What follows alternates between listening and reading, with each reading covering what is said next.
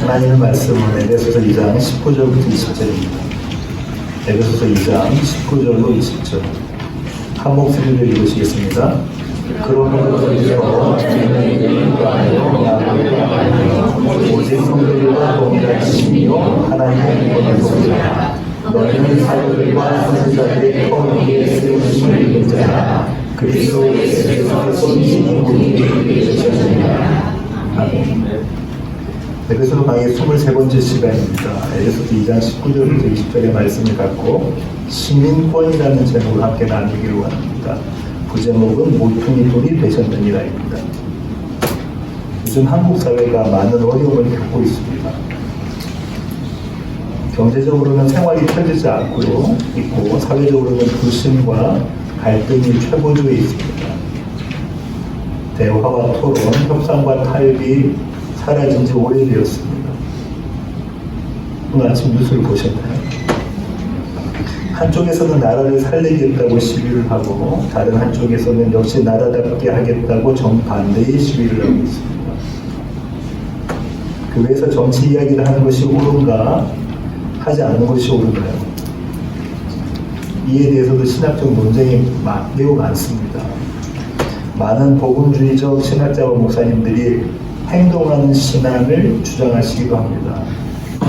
저는 교회에서는 정치 이야기를 하지 않는 것이 적합하다고 생각합니다. 옳고 그름의 얘기가 아니라 적합한가, 부적합한가에 대한 이야기예요.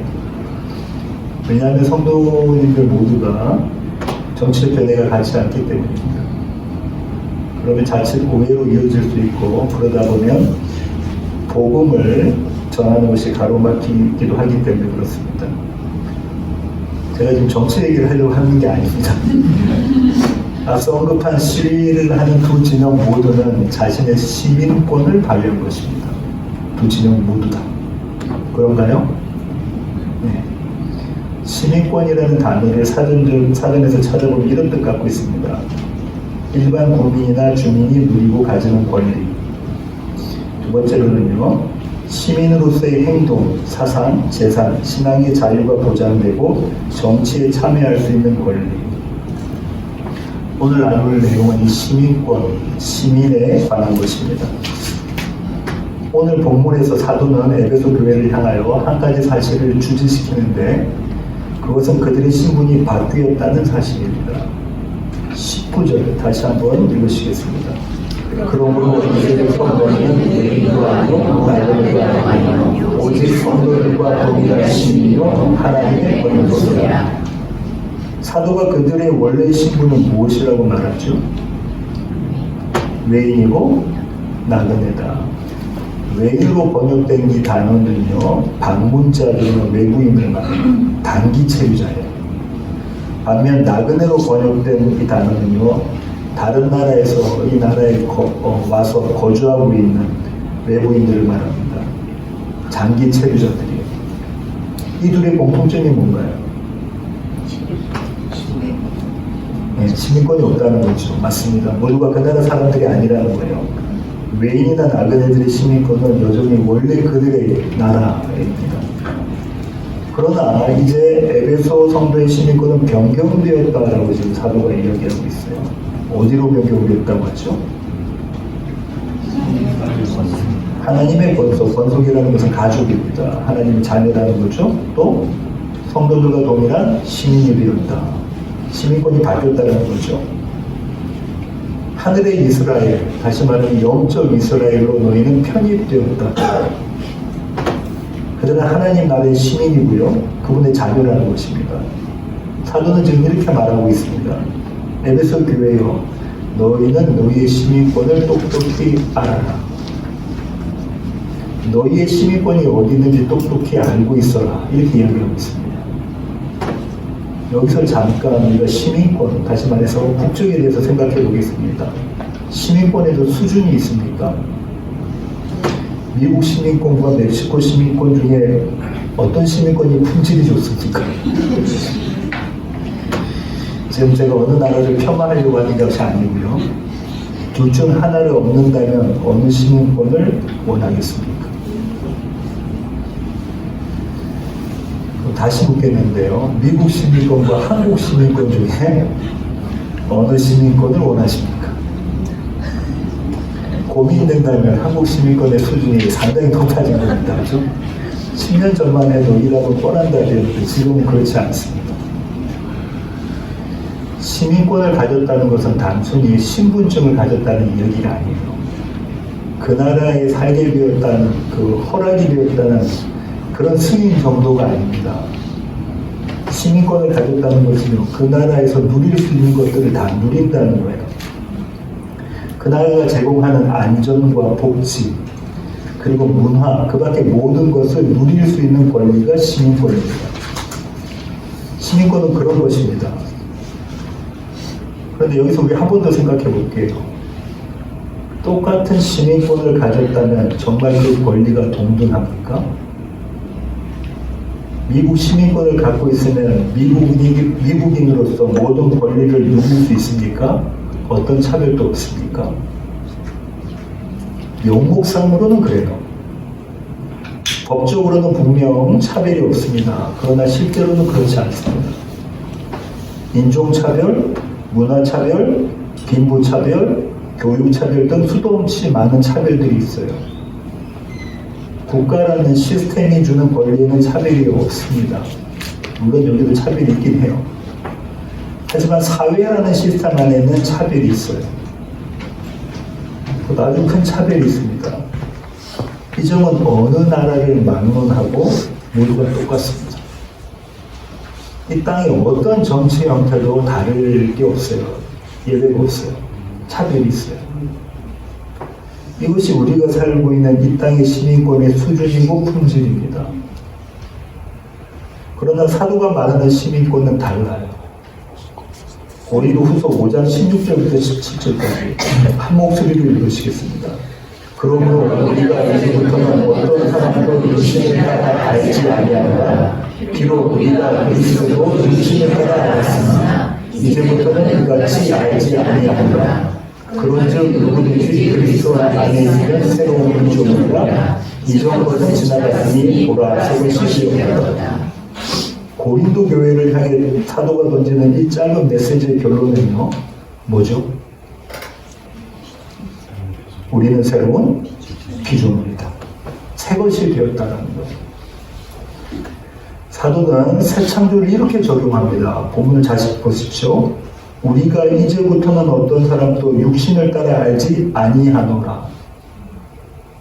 심지어 그리스도도 육신으로 알았다는 거예요. 근데 지금은 그렇지 않다는 거예요. 이제 우리의 시각이 달라졌다. 우리의 판단 기준이 달라졌어. 우리는 새로운 피조물이며 새 창조의 선물이다. 무슨 말입니까? 우리는 어떤 사람도 눈에 보이는 것으로 판단하지 않는다는 거예요. 그의 학벌, 재력, 집안, 외모, 심지어 신앙, 그 어떤 것도 우리가 상대방을 바라볼 때의 판단 기준으로 삼지 않는다는 겁니다. 대단한 선언 아닙니까? 그렇지 않습니까? 그런데 사도의 이 선언에는 조건이 붙어 있어요. 그 조건이 뭐죠? 그리스도 안에 있으면. 그리스도 안에 있으면 오직 그분 안에 있을 때만 우리의 시각이 달라진다는 거예요. 사도의 이 엄청난 선언을 거꾸로 한번 우리가 생각해 볼게요. 반대로.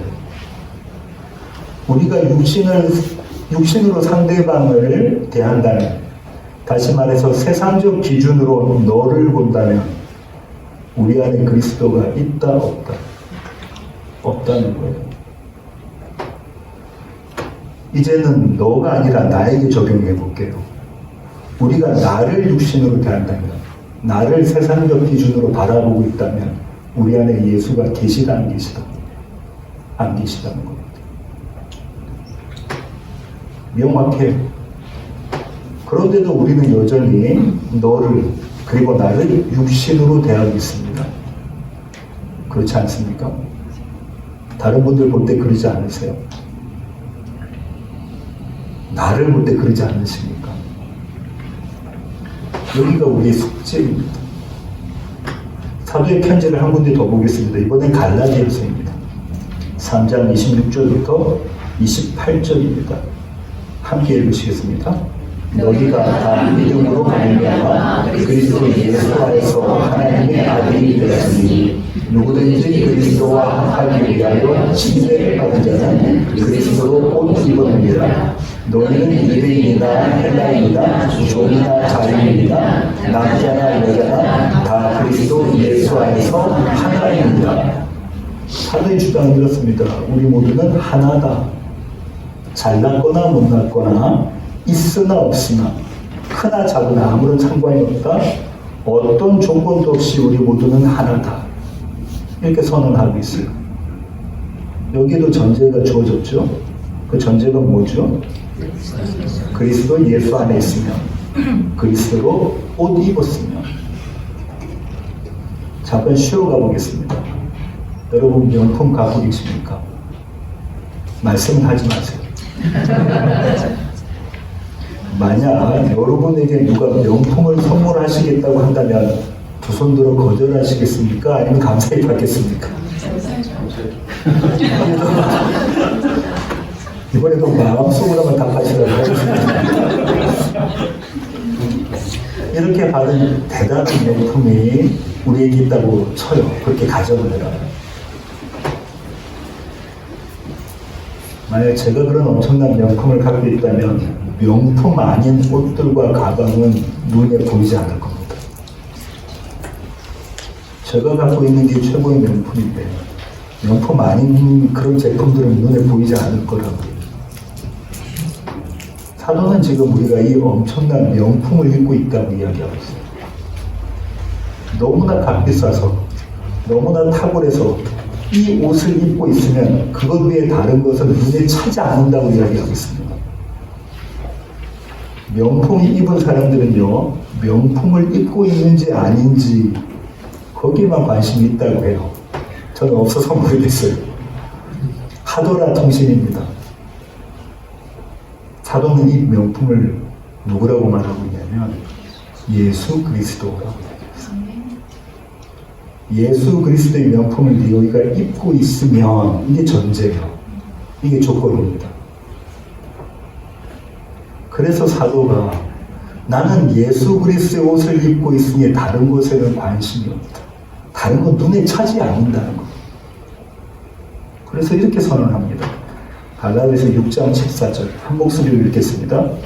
그러나 내게는 우리 주 예수 그리스도의 십자가 외에 결코 자랑할 것이 없으니 그리스도로 말미암아 세상이 나를 대하여 십자가에 못 박히고 내가 또한 세상을 대하여 그러하니라. 내게는 우리 주 예수 그리스도의 십자가 외에는 자랑할 것이 없다.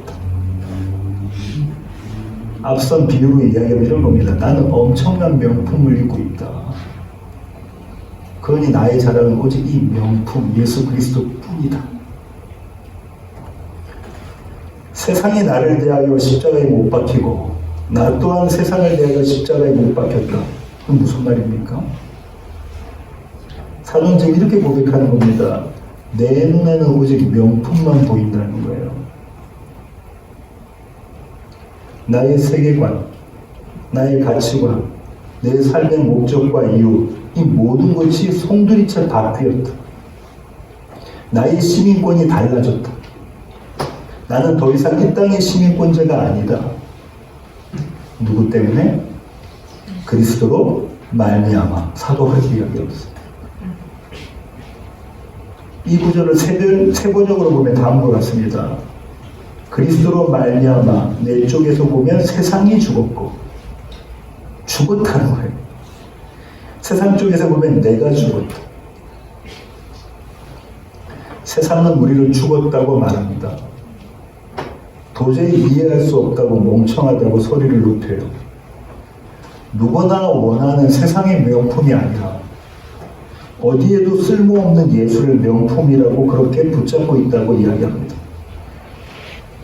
그러나 우리는요, 오히려 그들에게 그것이 우리를 복되게 한다고, 우리의 시민권을 풍성히 누리는 것이라고 당당히 대답합니다.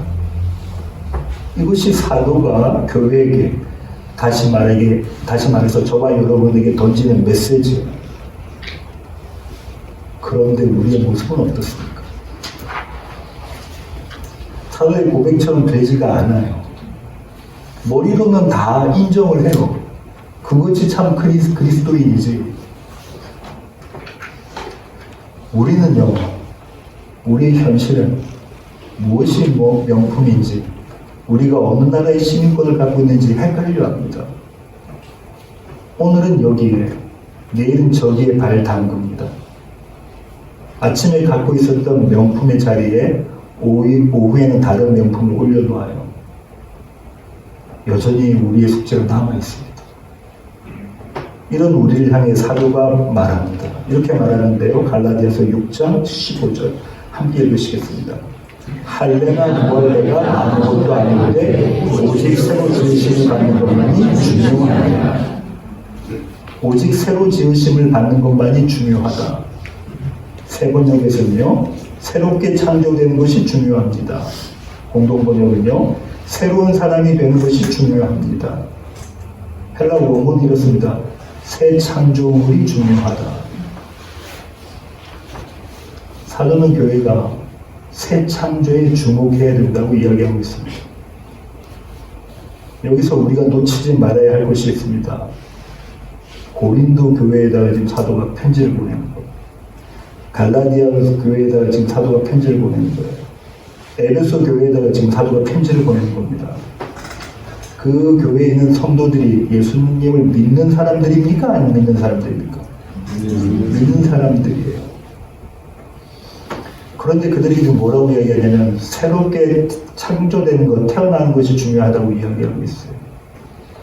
이것은 단순히 너희가 구원받은 그때, 거듭난 그때, 중생한 그때 그것이 중요하다고 이야기하고 있는 것이 아니에요. 이미 믿는 자들이에요. 그럼 사도가 말하는 이 말의 의미는 도대체 뭘까요? 우리는 사도의 말을 어떻게 적용해야 합니까? 이 질문을 가지고 오늘 본문 20절 살펴보기를 원합니다. 본문 20절 함께 읽으시겠습니다. 너희는 사도들과 선지자들의 터 위에 세우심을 이루자 그리스도 예수께서 친히 모퉁이돌이 되셨습니다. 이스라엘을 대표하는 도시가 어디죠? 예루살렘입니다. 그럼 그 예루살렘이 왜 이스라엘을 대표합니까? 거기에 왕궁이 있어서인가요? 아닙니다. 맞습니다. 거기에 성전이 있기 때문에 그렇습니다. 성전은 이스라엘의 정체성이에요. 성전은 그들이 하나님의 백성이다라는 증표입니다. 증거예요. 나는 그들의 하나님이 되고 그들은 나의 백성이 될 것이다. 이 약속의 증거가 성전입니다. 한마디로 하나님의 은혜가 부어진 자리가 성전이에요. 그런데 지금 사도는 에베소 교회가 다시 말해 저와 여러분이 그 성전이라고 이야기하고 있습니다. 수요 말씀 산책에서 나눈 것처럼 구약학자들은요, 창세기 창조 기사가 하나님의 성전을 짓는 것이다라고 말하고 있어요. 또한 성경에 말하는 지혜가 뭐죠? 성경에서 가장 지혜로운 사람이 누굽니까? 솔로몬이죠. 성경에서 말하는 지혜는 어떤 것이냐면요, 성전 짓는, 성전 건축의 지혜입니다. 잠언도 그렇고요, 전도서도 그래요. 요한계시록 마지막 2장에 무엇으로 끝나죠? 성전 다 지어놓고 성전에 대한 준공을 하는 것에 대한 그 이야기를 담고 있는 거예요. 그것이 요한계시록 마지막 2장입니다. 성경은 성경의 첫 장부터 마지막까지 하나님의 관심사를 이야기하는데 그 하나님의 관심사를 뭐라고 하는 겁니까? 성전 건축. 성전을 건축하는 것이 하나님의 관심사라는 거예요. 사도는 지금 그 성전 건축을 사도의 버전으로, 신약의 버전으로 소개하고 있습니다. 그게 20절부터 22절까지, 2장 마지막 절까지입니다. 20절에 보면 이렇게 되어 있죠. 너희는, 다시 말해 교회는 사도들과 선지자들의 터 위에 건축되었다는 것. 여기서 언급된 선지자들은 구약의 선지자를 말하는 게 아닙니다. 신약시대의 선지자들을 말해요. 신약의 성경 곳곳에 신약의 선지자들을 이야기하고 있습니다. 그러니까 사도들과 선지자들은 모두 하나님의 말씀을 받은 자들이고 하나님의 말씀을 전하는 자들이었어요. 그리고 그 말씀은 그리스도 예수의 복음입니다. 그리고 그 위에 그리스도가 친히 스스로 모퉁이 돌이 되셨다, 코너스톤이 되셨다라고 이야기하고 있습니다. 정리하면 이렇습니다. 성전인 교회는 우리입니다. 우리는 그리스도 예수의 복음 위에 그리스도 예수를 모퉁이 돌로 삼아서 세워졌다는 거예요. 그리고 세워지고 있다는 겁니다. 따라서 교회의 주인은 누구십니까? 예수 그리스도이십니다. 그분의 복음만이, 그리스도 예수의 복음만이 교회에서 선포되어져야 됩니다. 교회의 모든 사역은 복음의 중심을 두어야 합니다. 이것이 교회의 정체성이에요. 여기에는 어떤 이견이 있을 수 없습니다. 교회는 예수의 복음을 듣고 예수를 믿는 믿음으로써 모여 예수의 말씀을 사는 사람들이 교회예요.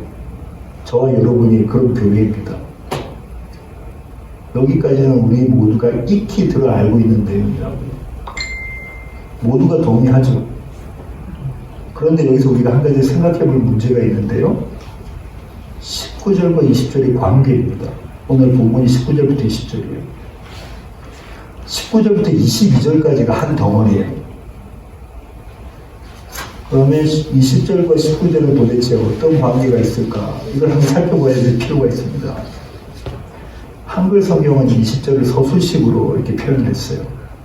근데 20절의 동사는 분사형입니다. 그러니까 이렇게 번역하는 것이 더 낫습니다. 제가 한번 읽어볼게요. 그리스도 예수 자신이 모퉁이 돌이 되어 사도들과 선지자들의 터 위에 건축된 너희들은 이제부터는 외인도 아니고 나그네도 아니며 오직 성도들과 함께한 시민이고 하나님의 가족이다. 외인도 아니고 나그네도 아닌 그들의 정체성을 설명하면서 무엇을 그 사도가 끌고 오냐면 성전 건축을 끌고 오고 있다. 에베소 교회도 고린도 교회도 갈라디아 교회도 모두가 예수 그리스도의 복음으로 이미 세워진 교회들이라고요. 그렇게 이미 구원받은 성도들에게 사도는 왜 이 교회의 건축 이미지를 끌고 오는 것일까? 왜 교회 건축의 기초에 대해서 다시 말하고 있는 것일까? 이 부분이 지금까지 미뤄온 저와 여러분의 숙제와 맞닿는 부분입니다. 우리는 우리의 시민권을 너무 자주 잊어버려요. 세상이 너무 매력적입니다. 세상 사람들이 좀 더 추구하고 있는 가치를 무시하기에는 그것들이 너무 선해요. 내 눈에 보기에 너무 좋아요. 아름다워 보여요. 우리는 그것들을 위해서 열심을 냅니다. 다른 사람은 말할 것도 없고 제가 그래요. 저는 다음날 아침 묵상을 자기 전에 준비합니다. 하루를 정리하고 내일을 준비하는 그 시간에 늘 마주하는 주제가 뭐냐면요. 시민권이에요. 하루의 삶이 이 시민권으로 정리가 됩니다. 내가 참으로 소망하는 시민권은 어디인가? 나는 지금 어느 나라의 시민권을 누리며 살고 있는가? 하루를 마감하면서 맨날 만나는 주제가 이 주제예요. 그때마다 하나님의 말씀은 저를 하나님 나라의 시민권자로 데려다 놓으십니다. 말씀이 저를 데려다 놓으신다. 그래서 종종 아내와 이렇게 확인합니다. 여보, 우리의 시민권은 이 땅이 아니지? 그치? 저녁마다 자주 아내와 나눈 얘기가 이거예요. 사도들과 선지자들의 터 위에 그리스도 예수의 모퉁이 돌이, 예수께서 모퉁이 돌이 되신 교회가 저와 여러분입니다. 우리는 교회로 모여 함께 예배를 드립니다. 하나님을 기뻐하고 하나님을 즐거워합니다. 우리는 교회로 모여 서로 복음으로 사는 삶을 나눕니다. 그렇게 우리는 우리 서로 스스로 서로 확인하고 또 확인받는 자리, 그 자리가 교회예요. 집사님의 시민권은 어디시죠? 집사님의 시민권도 천국이시죠? 그 서로가 서로에게 확인받고 확인해주는 자리가 교회예요. 이렇게 서로의 풍성한 시민권을 나누는 자리가 교회이고 그것이 성도의 교제입니다. 구역에서 나눠야 될 이야기예요. 왜냐하면 세상이 너무 강력하기 때문에 그렇습니다. 우리 스스로의 모습을 보세요. 우리가 무엇을 추구하고 있는지 날마다. 이 모습이요, 저와 여러분이 교회로 모이기를 힘써야 하는 이유예요. 각계의 전투를 하면요, 따로따로 나가서 싸우면 백전백패입니다. 교회로 모이는 이유, 사도가 교회로 모이기를 힘써야 하는 이유가 무엇이냐면 이것 때문에 그래요. 너희 시민권이 어디 있는지. 왜냐면 세상 밖에는 우리 시민권이 어디라고 하니까요. 세상이라고 하니까, 이 땅이라고 하니까. 이 얘기는 어디서만 들을 수 있습니까? 교회에서만. 그렇게 말하는 게 아니고 우리 교회에서만 하나님의 말씀을 갖고 그리스도 예수의 복음으로 세워진 이 교회에서만 들을 수 있기 때문에 그렇습니다. 설교 결론을 맺겠습니다. 사도는 앞선 1장에서 에베소 교회의 시민권을 전부터 바라던 것이었다고 이야기하고 있어요. 에베소서 1장 12절 함께 읽으시겠습니다. 이는 우리가 그리스도 안에서 전부터 바라던 우리의 영광의 자신을 되게 하려 하시니라. 아마도 우리 대부분은요, 이 땅에서 신분이 바뀌는 경험을 하셨을 거예요. 여기서 태어나지 않으셨어요. 개척교회를 섬겼다 보니 2번의 개척교회를 섬겼죠. 저희 가족도 영주권을 얻는데 무척 힘이 들었습니다. 교회가 크면 문제가 안 돼요. 교회가 작으면 어렵죠. 그래도 이것 아니면 안 된다 하는 크까지의 절실함은 없었어요. 딸들이 공부하는 중이라서 쉽지는 않았겠지만 안 되면 한국까지 그곳에서 개척하죠. 그것도 하나님 뜻 아닌가? 이런 생각이 마음 한편에 있었죠.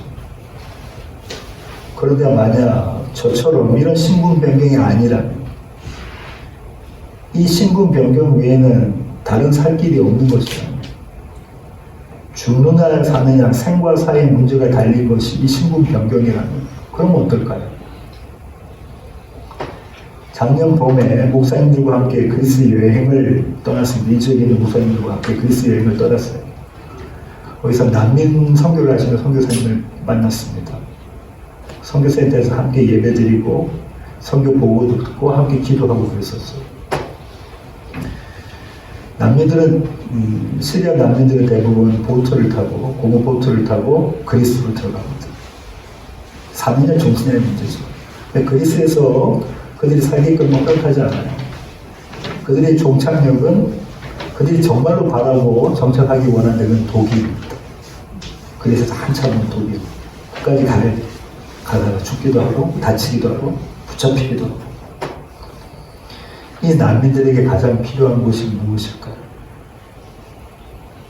그들이 가장 원하는 것이 뭡니까? 독일의 영주권. 더 나가면 독일의 시민권입니다. 사도는 지금 에베소 교회에게, 아니 저와 여러분에게 이렇게 이야기하는 겁니다. 그들이, 그 난민들이 독일의 시민권을 바라는 것, 그것은 우리가 하나님 나라의 시민권을 바라는 것과 감출 수가 없다는 거예요. 그러신가요? 그 시민권은 이 땅의 시민권이 아니라 하늘의 시민권이니 누구도 빼앗을 수 없는 시민권이고, 이 땅의 시민권은 빼앗길 수 있습니다. 그렇죠? 저는 영주권자예요. 저희 가족은. 여기서 심한 범죄를 하면 쫓겨나요.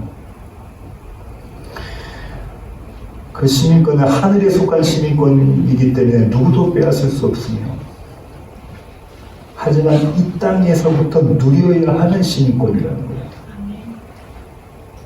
이게 정말 중요합니다. 나 죽으면 천국까지가 아니에요. 이 땅에서부터 하나님의 풍성한 그 생명을 누리는 것이 저와 여러분이 갖고 있는 시민권이라는 겁니다. 교회는 그걸 누려라는 거예요. 무엇 하나 모자람이 없는 시민권이 그 시민권입니다. 사도는 에베소 교회에게 던진 것과 동일한 질문을 오늘 우리 스스로가 하게 만들어요. 그 질문이 뭐냐면요, 전부터 바라던 나의 시민권은 어디에 있는가예요.